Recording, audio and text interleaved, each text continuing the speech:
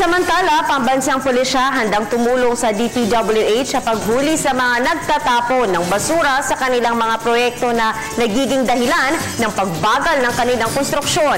Ang ulat mula sa aming kasama si Alvin Baltazar.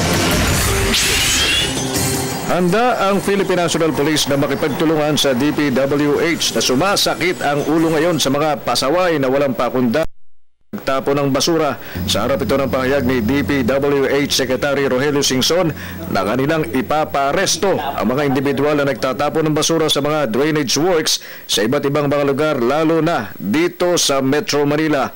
Isa daw kasi ito sa mga dahilan ng lalong pagkakadelay sa mga flood control projects ng DPWH. Ayon kay PNP spokesman Chief Superintendent Wilben Mayor, pwede nilang gawin ang paghuli pero dapat ay may batas silang pinangahawakan para gawin ito.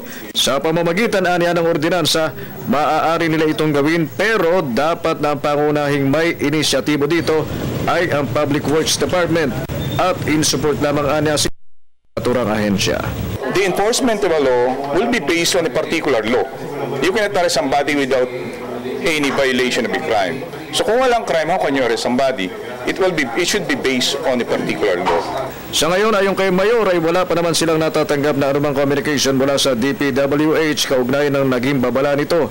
Karaniwan aniya ay nagkakaroon muna ng pag-uusap pandalawang ahensya para matalakay ang detalye ng anumang pinaplanong hakbang.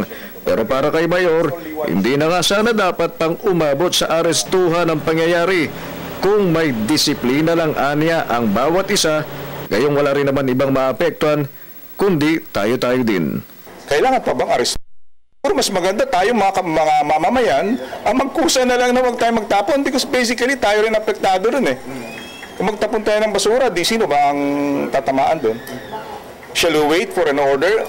Para sa Telebisyon ng Bayan, Alvin Baltazar.